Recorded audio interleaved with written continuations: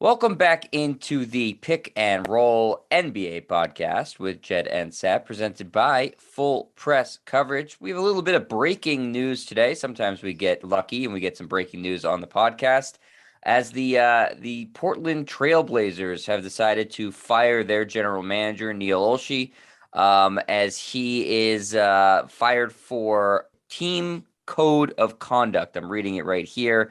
They're saying he violated whatever team code of conduct. They haven't gone into specifics yet, but there was an investigation, SAP, that they hired an outside attorney or law firm rather to do, and he's out. So the Blazers are going to elevate their assistant GM to their head GM right now as an interim, and probably be on the lookout for a new general manager. But after a sort of mediocre start to the season, just more turmoil in Portland. They've become sort of an irrelevant franchise. I mean, I know they have Dame in the world. I think we can agree on that, and a very likable player and person as well. But they're just kind of up there in the Northwest. There's no team in Seattle, so they kind of dominate the Washington and Oregon and maybe the very tip of California. And they're always interesting because of Dame Lillard and CJ McCollum. And a couple of years ago, they made it to the Western Conference Finals, but they're just kind of there. I mean, like, no one expects them to contend for a title. Maybe they'll be the 6 or the 7 seed. Maybe they'll be in the play-in tournament. Who the hell knows? Maybe they'll trade Dame Lillard. So they've become somewhat of an irrelevant franchise. And then, of course, when you hear stuff like this, it's somewhat unsettling because we want to hear what the details were of him violating this this code of conduct, which sounds like something out of a prep school. Like you've been thrown out of prep school because you were not honorable, or you cheated on your midterm, or whatever the case may be. I'm sure it has something to do maybe with sexual relations or within the organization. I'm sure we'll find out. But yeah, this is kind of unsettling, and I think it's also unsettling too because they really don't have an owner right now. Right? I think at some point they're going to sell the franchise. Right. And the same thing with the Seattle Seahawks. Paul Allen owned both the Seahawks and the Blazers. He passed on. The sister has it. Doesn't feel like she's really interested in keeping them or being involved. So at some point, we've talked about this many times, the Portland Trailblazers will be one of the next franchises in the NBA. And we think that might be a destination for LeBron James to buy a team, which is also the fact that on the West Coast, so, he can still live in Southern California and be the owner of the Portland Trailblazers, or be some sort of minority owner of the Portland Trailblazers. But it's just a franchise right now that's just kind of there. And until they get ownership and until they figure out what they're going to do going forward, now that they've gotten rid of their... It's frustrating being that I lived in Oregon for 4 years, as you know, and they do have a great fan base there who's really passionate about the Blazers because, like you mentioned, Sap, they are the only game in town. So it's a team that is important to the culture there, but right now it just seems like you said, like they're there, and this certainly doesn't help things. And it seems almost now inevitable that Dame Lillard is gonna move on at some point, right? Oh, I would think so. Yeah, I mean, they're even with Dame Lillard again. What are they? A first round loser in the playoffs? The 6th seed, and they lose to, I don't know, Utah, the Lakers, or someone in the first round, and you go on your merry way. I mean, they did have that run in the Western Conference a couple of years ago, but that was kind of a one-off, and that was a conference that was dominated by Golden State, and they just kind of snuck in and kind of were able to beat teams that were kind of on par with them. So yeah, I would move on from Dame Lillard. Not that he should be to blame for what the general manager did, but it just may be time to reset things with ownership. Right, now, why is he going to want to be there at this point? Now that they have all this turmoil too, on top of, they're not playing well. It's just like, it's not a good situation. No, if I'm him, I want to move on. And I think the Blazers at some point should move on and try to get what they can for him, whether it be some combination of draft picks and young players, and start a rebuild. And like I said, I think the big thing is to get more invested ownership than what they have right now. Here's an interesting thought, Sap, that came to mind. And I think I heard this rumor a couple months ago. Now that Neil Olshey is out, they're going to obviously be looking for a general manager. Danny Ainge is available and from Oregon. Grew up in Eugene. He is still very popular and beloved as a sports figure. I believe he's in the Oregon Sports Hall of Fame. Mhm. Could that be a landing spot for Danny Ainge? Absolutely. That makes a ton of sense. We kind of heard that he was going to get involved with the Utah Jazz, knowing that he played at BYU. But again, yeah, he grew up in Oregon. So I think that makes a ton of sense. He's still a respected executive. I know it didn't end well here with the Celtics, but for the most part, people around the league think that he's a very competent executive. That would make a lot of sense. I think that would be a bright move by the Portland Trailblazers, whether it's this ownership or future ownership. It would be a smart move at this point. Well, we talked about this, Sap, when the season ended for the Celtics last year, and Danny Ainge was not. I mean, he was fired, but they called it, retirement or whatever. It didn't seem anything that he said after that. It didn't seem like he's really ready to walk away from basketball. Even though, again, you highlighted this a lot last year, Sap. He's had heart issues.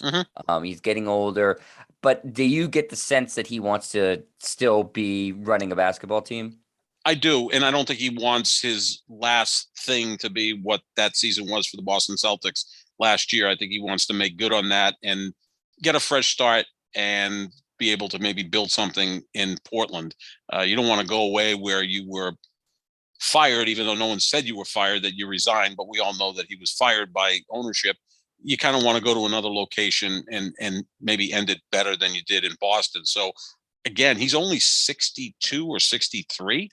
So he's not an old guy. He has had some health issues, but maybe the year away from basketball recharges the batteries. He takes care of his health, and he goes back and becomes a general manager or president of basketball operations or whatever fancy title they want to give him. And that would be his last stop. And if he does it for half a dozen years, then he can go play as much golf as he needs to. It does seem sort of like a natural fit. I mean, unless the guy who they just elevated as their interim GM, Joe Cronin, who I've never heard of, but I don't make a habit of learning all the assistant GMs in the NBA. Joe Cronin. Actually, Joe Cronin was actually manager of the Boston Red Sox like 100 years ago. I think he's the manager. Well, that's good. So could be him. He's an old guy. Professions. Joe Cronin, I believe, might have been the manager of the Red Sox when Babe Ruth played for them or whatever. Maybe played with career. Babe Ruth. Yeah. Yeah. And now he's in Portland trying to fix the Blazers. Here we are 100 years later. In fact, that Joe Cronin's like a name of like probably 3 kids I went to high school with, going to Somerville High. It was predominantly like Irish or Italian. So there's probably like 2 or 3 Joe Cronins that I went to high school with. And you don't think it's one of them? I don't think it's one of them. No, right now? I don't. Although we did have someone in high school that I went with that was like trying to work his way into, at the time, the Seattle Supersonics. And he kind of put forth that he was a general manager or an executive with the Seattle Supersonics. He clearly wasn't, but he kind of milked it for as much as he could, almost like Leonardo DiCaprio and Catch Me If You Can. Like this. So he was a con man, is what you're saying. He was a con. Absolutely. His name was Ronnie Craven, who played on the high school basketball team, a few years younger than me. Big, tall guy, about 6'7". So the connection with basketball made sense, right? He played in high school. He was decent. I think he played maybe Division III college, and kind of put forward that he was the assistant general manager of the Supersonics. I'm going back like when they were in Seattle, so at least 15 years ago. So that was my connection to a potential executive from Somerville High, and maybe Joe Cronin, who I went to school with, or Joe Cronin, who managed the Red Sox like 100 years ago. It's an intriguing, mysterious position now. It's a great name, Joe Cronin, right? It's pretty basic. There you go. It's a John Doe. Is running the Trailblazers. But yeah, I mean, maybe I don't know how old he is. I don't know if he is indeed the guy who managed the Red Sox, then he's 150. But maybe he's some sort of wonderkind, and he's a perfect fit for the Trailblazers. But I think that the Danny Ainge thing is certainly something to keep an eye on because of that Oregon connection, because of how like you said, how it ended in Boston, that he wants to continue. It wasn't because he retired because of his age or his health. It was because they forced him out. And so we know this about Danny Ainge, Sap, right? He's a very, very competitive person. Very competitive. And so I find it hard to imagine that he's just like, yep, okay, this was my legacy as a general manager, and I'm happy and retired now. It just doesn't seem likely. So kind of going home, doing it for however many years, I think the Blazers would welcome it.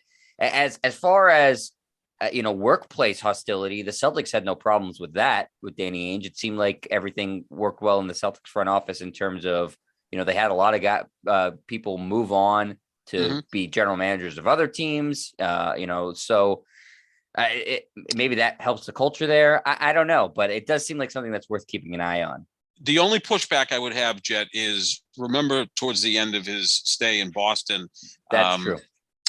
I think the black players may push back a little bit against Danny Ainge because remember he was at a forum and he was asked about players getting involved with social issues and he kind of pushed back on that, whether it be Colin Kaepernick or LeBron James. He's like, yeah, I don't listen to them about that stuff.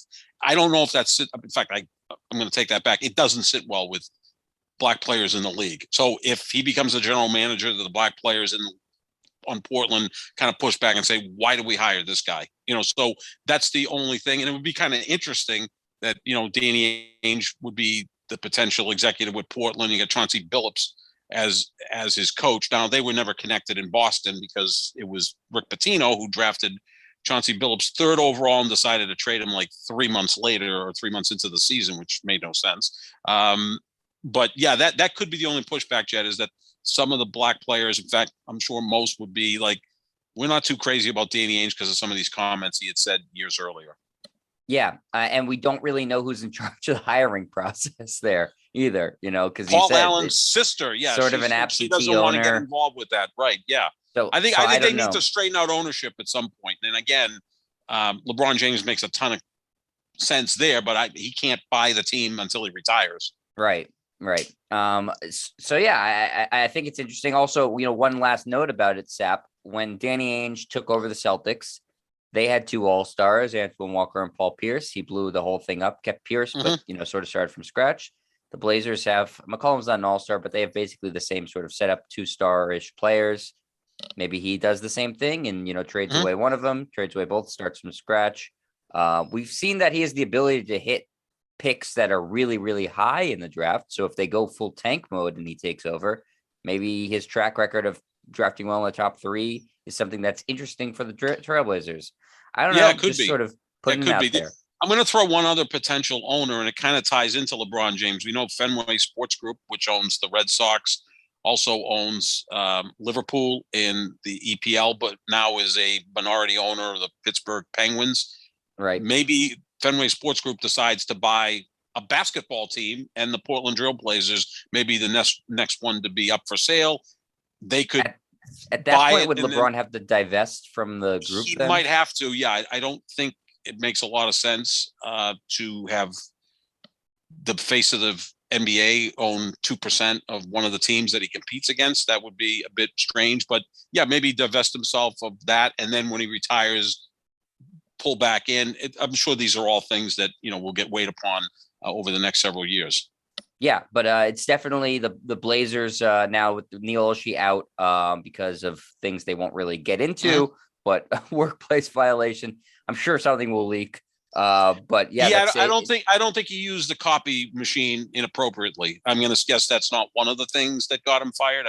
Makes sense that he did. Yeah, I mean, unless it's Marge Schott that used to own the Cincinnati Reds that was a penny pincher and probably would fire someone if they, made too many copies of something. So yeah, I think it had something to do with something else. So, but I'm sure we'll find out. Yep. So that's, some of the breaking news for you. We keep an eye on everything that's going on in Portland now throughout the season, especially with the in the middle of this month, players who were signed can now be traded. So I would expect Portland to be a team that's going to be fielding a lot of offers with all the turmoil in there. A lot of people try to take advantage when that sort of happens. So we will continue to keep an eye on Portland. But Sep, 2 teams we don't usually talk about at all played last night, and a game we would not normally pay any attention to was the Oklahoma City Thunder and Memphis Grizzlies. The sole reason we're going to talk about it right now is because in the NBA's 75th season, that game set a new record, and that record is the largest margin of victory in NBA history, as the Memphis Grizzlies, I don't know what the word is for this win that they had. They won 152-79, a 73-point margin of victory, the greatest single margin of victory in the history of the National Basketball Association. That's 18 points per quarter. That's 1.5 points per minute. It almost doesn't seem possible, right? And again, you have the perfect storm of Memphis lighting it up on offense and OKC not being able to buy a basket. Like if you see a team score over 150 points, usually the other team gets 110, 120 because it's garbage time early and, they're able to get some stats, to look good for them. That didn't happen in that game last night. I believe Memphis had 10, 11 players in double figures, and they did that without their best player, Ja Morant, who's out right now. That's the most funny part about it. He wasn't right. playing. And it's a middle-of-the-road team. I mean, if you saw Golden State do this in a given night, or Brooklyn when, say, Durant couldn't miss, which seems to be most every game, and Harden was all in, and if Kyrie was back, and you'd say, well, Brooklyn went out and scored 150-plus points, you could believe that, although I don't think Brooklyn would hold a team into the 70s. Like, it just doesn't make any sense other than Memphis couldn't miss and OKC couldn't buy a basket. And again, they're bereft of talent, the Thunder, so you're going to see this from time to time. And then again, in the NBA, with the three-point shot being so prominent, sometimes you see these wide margins of victory. You also see big comebacks. You'll see teams get down 26 and come back and win because the three-point shot has made a 26-point lead feel more like a 17 or an 18-point lead at a given moment. Yeah, I mean, obviously, when you win a game by 73 points, a lot of things go right for you. And the Grizzlies, like you mentioned, they had 9 guys in double figures. 9 guys, including 1, 2, 3, 4, 5, 6 of their bench players scored in double figures. This game has the best plus minus column that I've ever seen in my life. You had just a couple highlights, Sap, of some of the starters for the Thunder: minus 53, minus 56, minus 47, minus 44, and minus 32. And then for some of the starters for some of the players for the Grizzlies, plus 42, a plus 42, a plus 39, a plus 52, a plus 46. Just like usually these are like plus or minus like 7, so right. It just it was a crazy game that obviously was not on anybody's radar because it's Memphis, Oklahoma City, 2 of the teams that have probably they're in the smallest markets in the NBA. And like you said, no Ja Morant, so it's not like, oh, I'm going to tune in and watch this guy play. And yet in our 75th season, Sep, we have a new record for margin of victory, and it was this game of all games. I just wild. Yeah, 31 points in the first quarter, 41 points in the second, 41 in the third, 39 in the fourth for Memphis, 16, 20, 26, and 17 for Oklahoma City, and resulted in a historic blowout. How do you recover from a 73-point loss? Come back the next night or the next game and win by 2, and you go 1-1, and you've been outscored by over 70 points. I mean, you can't really have a slaughter rule in basketball. I mean, we used to have it in softball. You'd have like one team that was clearly better than the other, and if they got up by like 15 runs after 5 innings, we just call it a day at that point. And again, softball, baseball, they don't have a clock. Basketball has a clock. I didn't see any way that OKC is ever going to come back from that within the game, and it just grew. It just kept growing and growing and growing. Yeah, sometimes you'll see a team get up by 30, they take it off the, take the foot off the gas, and the other team makes a little run and ends up losing by 16, and it doesn't look that bad. This thing just kept going in the same direction for all 48 minutes. And, this is the first time that we're talking about Memphis and OKC for the most part, other than when they play like the Celtics or the Lakers or the Nets or, any of the high profile teams. So good for them. Good for Memphis and bad for OKC. But yeah, I just kept looking at that score going, that almost feels like Cheryl Miller in high school. Like those are the kind of scores that she had. You see that sometimes especially in women's high school basketball, for whatever reason. Yeah. You'll see like it's 100 to like 8. The game ends up being, and then the coach and the players get in trouble because they're like, well, that wasn't good sportsmanship. Yeah. But this is professional basketball, Cheryl Miller scored 100 and a half once. It was like, Will Chamberlain needed a whole game to score 100. Cheryl Miller scored 100 and a half. Yeah, you see that in high school girls. I mean, you might see that occasionally in high school boys when, a truly great prospect is just head and shoulders above everybody, a man among boys. You don't even see that much in college, No, say not really. Duke or Kentucky when they had 5 guys that are going to go in the first round as freshmen, taking on some poor team that's just going to they won by 30, not 7. 30, yeah. Yeah, and some poor team is just going to play Duke or Kentucky to cash a check. Or They're it's going like to be a punching bag. when the Dream Team played, Sap, right? What were Oh some of the Lord! margins of Oh victory my in that? God! Like, would they play like Senegal in the first round or Angola, something like Angola? Angola. Yeah, the average margin of victory was like 41 points in the 92 Dream Team. I mean, it was such an embarrassment for the rest of the world, but actually none of those teams felt bad about it because no one expected them to even play close to the United States. In fact, there were just games that I remember where, Barkley's posting up some poor guy from Angola, and the guy from Angola is like, take a picture.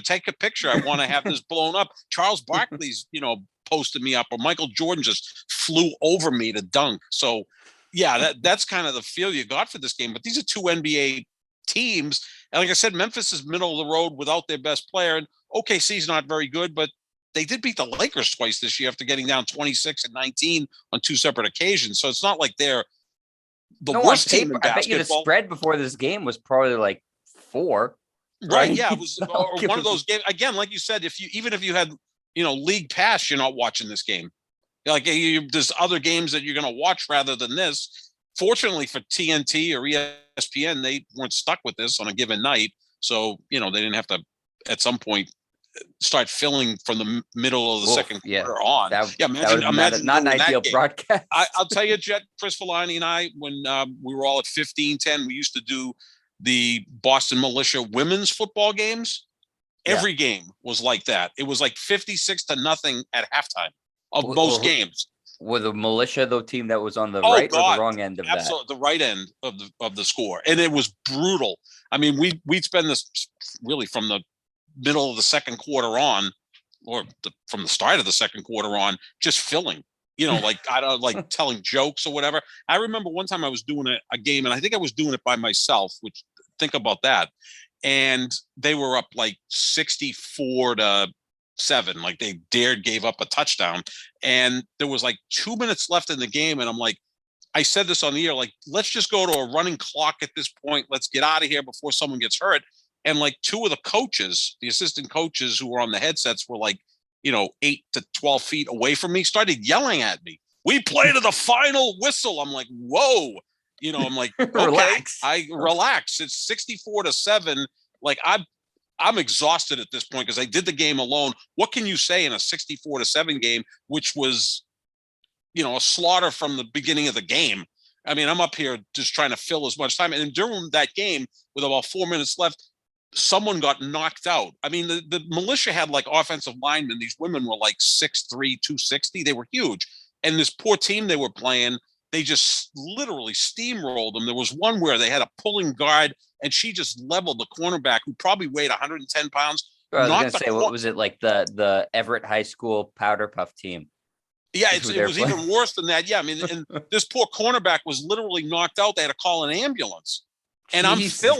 I'm filling, and I'm like, I'm trying to tell the guys back at, Master Control, let's just go to like 7 minutes of breaks. I mean, do we have something we could fill in here? There's only so many ways I can talk about how the 6'3", 260-pound woman destroyed the 110-pound cornerback, who hopefully is not dead. And I'm like, this is not really what I wanted to do in life, but you know what? The boss asked me and Chris to do these games, so we cooperated. So if you're a member of the Oklahoma City coaching staff or something, I think you take the film, you burn it. Oh yeah. And you never speak about it again, and then you absolutely move on. Yeah. You can't learn anything from that. No, you don't even want to have that in their memory. Just erase that as quickly as you can and move on to the next game. Yep. All right, Sap. The final story we're going to talk about today, it concerns your guy, LeBron James. Looked like he was going to miss 10 days with a positive COVID test, but not so fast, my friends, as Lee Corso would say. Yes. LeBron has now turned in, I believe, 2 negative tests. Oh, no. Sorry, 8 negative tests. Way more than 2. Why 8? Is that an arbitrary number? Well, that's how many titles he's going to end up with, because I have confidence he's going to win 4 more over the next 4 years. No, I don't know where they came up with that. I thought it would be fewer than that, but he's good to go now. He's good to go, and it's good because the Celtics play the Lakers early next week, and we want to see that.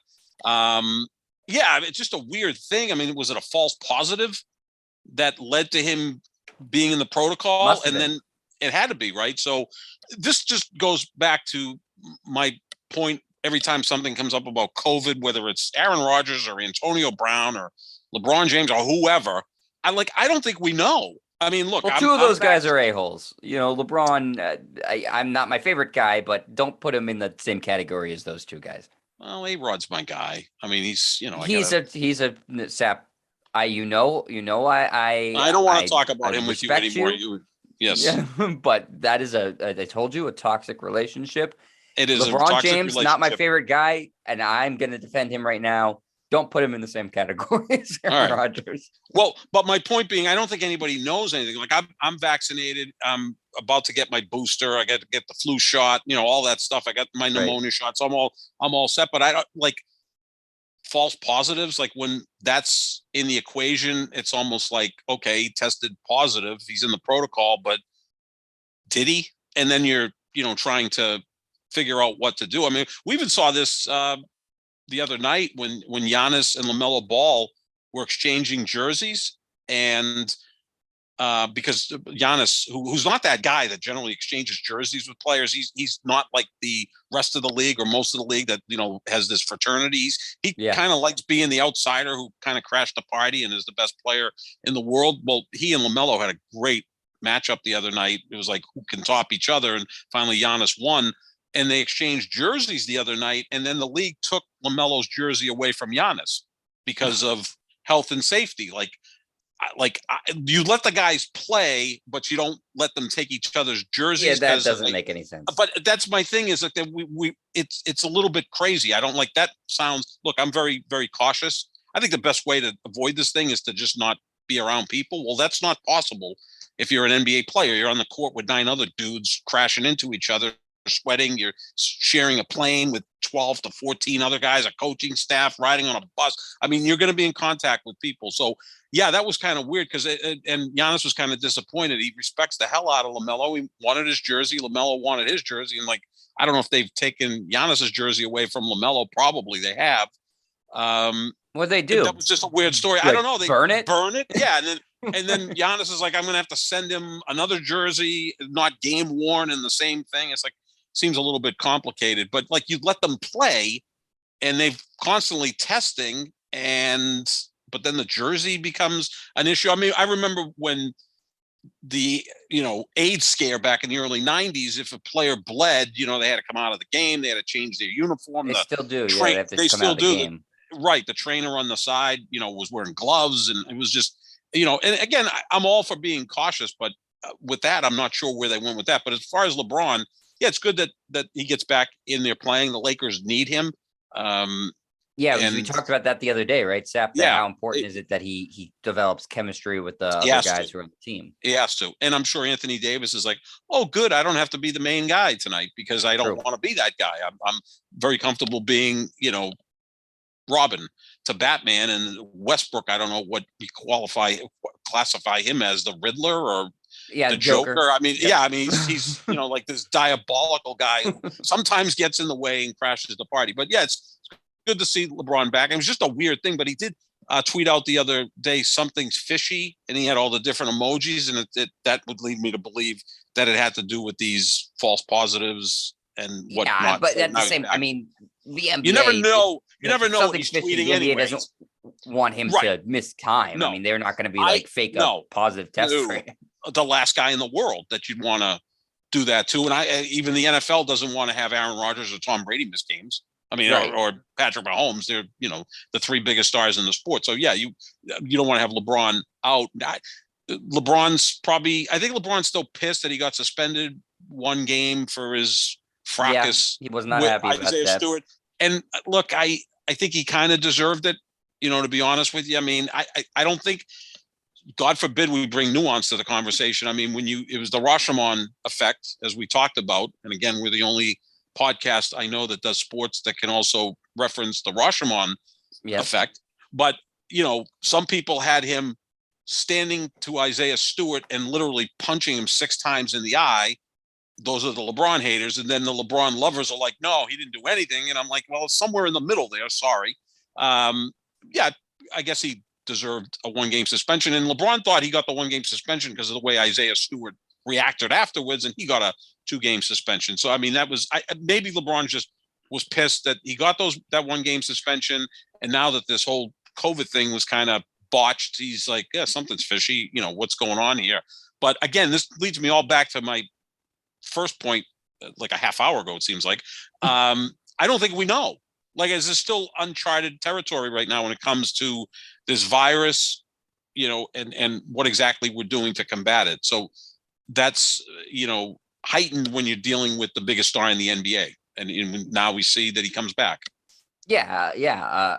Without a doubt, it's heightened. And, I think the biggest question in this isn't, or the biggest story in this isn't that he's coming back, but that, what exactly happened. There was a positive, and then said, Right. Actually, you know what? I don't really feel sick. I'm going to try taking a test. Oh, it's negative. The NBA said, okay, that's great. Try again. All right, this one's negative. All right, 5 more times or Yeah. six more times, and you're good to go. So what? He just kept spitting or rubbing his nose and saying, my nose negative. is hurting. The poor guy's nose was probably bleeding. Keep going. At that point. Yeah, got to get 8 of them. Got to shove that swab up your nose. I remember at the beginning of this when there was a tiger at the New York Zoo that had COVID. I'm like, who gets the job of sticking a swab up a tiger's nose? Someone I don't think death row. Yeah, because the tiger's not going to take too well to that. And when the tiger doesn't take too well to that, he may just, swat you and your head comes off your neck. So, I don't want that job, swabbing a tiger. I want the behind the scenes here, Seth. That's what I want is, okay, so the NBA, right? What was the sequence of events? NBA said, hey, because they have regular COVID testing, right? So they said, hey, you tested positive. And then he said, what did he say? Come back and say, no, I feel fine. And he said, well, which you can feel fine and be positive. I mean, that's so he was just so confident that they were wrong that he submitted a test. It was negative. And what they say to him, sorry, we still believe ours. And so he said, okay, I'm going to do 7 more of these to prove my point. Wow. Like, he's pretty persistent. I just want to know. I want to know why it took 8 of them for. It's not. It's not just a LeBron James thing. Like, is this what every player would have to go through if they test positive and it's a false positive? They have to submit 8 of these. Like, that doesn't seem to make sense either. So it's the protocols are all, like you said, they're confusing. No one seems to really understand them. They're not any better across. It's not an NBA issue. It's all these sports have this issue. So it's life. It's everything. I mean, it's all of us. I mean, when do you wear a mask? When do you not wear a mask? There's so many things that we're still learning here, and everybody seems to be an authority on this. And I don't think anyone's an authority. I mean, I listen to the CDC.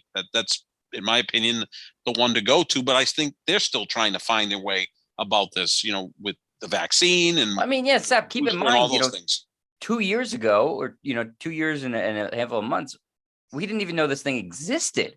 Right. Yeah. No, this is new, and there's variants. And I know that they were working on vaccines for years, like they normally do. And I look, this is what they've come up with, and just look at the mortality rates have gone down since the vaccine became available. Right. By that token, I think it's worked, right? I mean, because if we never had a vaccine, the death rates would be in the millions, and right now it's about 800,000, which is still a scary as all hell number. But it's slowed down the potential death from this thing, and I think that's a good thing. That's the way I look at it. The people that wore masks, the healthcare workers at the beginning, they were infected less than people that weren't wearing masks. The people that are vaccinated have a much better chance of surviving if they get this. It's just, that's all out there. That's all practical. That's why you gotta have to be very practical about this. And within these leagues don't want to have guys miss games because of COVID. No, it's bad for business. It's bad for business. I mean, and then you got Antonio Brown, who's got, falsifying his COVID vaccine card, which is just lunacy, but that's Antonio Brown. Antonio Brown is the only guy, and now he's vaccinated, by the way. Antonio Brown is vaccinated. He's the only guy that got suspended 3 games while being vaccinated because he screwed up at the beginning. He's just, I mean, if I'm Brady, I'm furious with him. If Brady stuck up for him. Reason Brady sticks up for him, the guy is a phenomenal wide receiver. That's the only reason Brady sticks up for him. People painted, oh, Brady's a great guy. And look, Brady may be, but Brady is interested because the guy can help him win another championship. He's a great wide receiver. If he had been the fifth wide receiver on the roster who, ran the wrong route, Brady couldn't care less about him. I mean, and that's what most people would do anyway. I mean, I think it's maybe kind of a reclamation project for Brady, but the guy is, moral of the story, Sap. Antonio Brown, Kyrie Irving, don't tie your futures to crazy people. No. That's the moral of the story. No. I take it. Nope, absolutely. Or I think Tom Brady and Kevin Durant are on the phone today saying, "Why are we trusting these idiots?"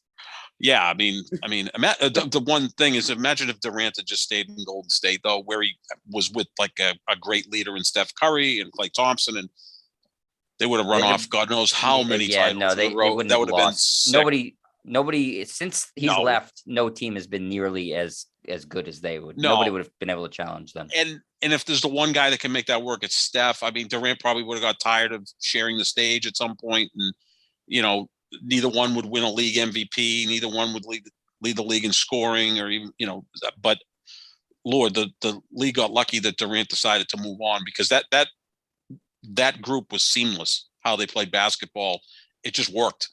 Better than any big three I have ever seen formed, really in the history of the sport. And that thing would have went on forever. But fortunately, Durant decided to go to Brooklyn and tie his future to one Kyrie Irving, the Odell Beckham Jr. of basketball. Or Antonio Brown of basketball, however you want to slice it. I could go that. But I don't think Odell Beckham and Kyrie are bad guys. Like, I think Kyrie's just a little nuts, or Odell Beckham is a drama king, but I don't think they're necessarily like bad guy. Like, Antonio Brown's a bad guy. He's a bad guy.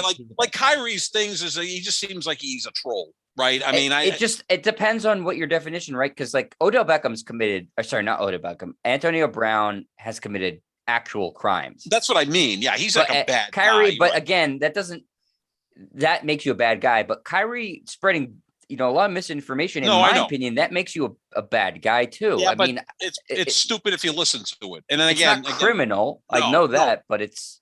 Yeah, I mean, we've never heard it. I mean, Kyrie seems like a perfect gentleman when it comes to all other stuff. I haven't heard one thing about anything along those lines. Right. It all just depends on your definition of it. Seth, right. I mean, the other guy is actually committing crimes. I mean, he's, assaulting women. He's throwing couches at police officers. Yeah, he's throwing couches off the 8th floor and almost killing 2 kids. He's stiffing everybody when it comes to paying. No, he's a dirtbag. That's what I mean. I mean, these other guys are like, okay, they're a little full of themselves, and maybe they think they're smarter than they are, but they're not bad guys. This isn't Darren Sharper or whatever his name is, the guy that's in jail for rape, who played for the Vikings. I mean, that's not what we're comparing any of that to. I think that's fair. To see what happens. Yeah, and then tonight too, we've got Golden State and Phoenix in the rematch from Tuesday night's game. No Devin Booker for Phoenix, but that's going to still be pretty good to watch. Yeah, and Phoenix has a franchise best 18-game winning streak, so we'll keep an eye on that game, and then give you guys a little bit of a recap as when we get back next week, and we'll talk about the Celtics road trip out west, talk a little bit about Ime Udoka and his first 20 games as the Celtics head coach. Plenty to talk about next week. Thanks for listening to us. We are the Pick and Roll NBA podcast with Jet and Sap, presented by Full Press Coverage. Make sure you check out our socials at John Sap 25, at Jet Stryer, and you can find our podcast wherever podcasts are found. Thanks for hanging out with us for a little bit, and we'll talk to you guys later. See ya.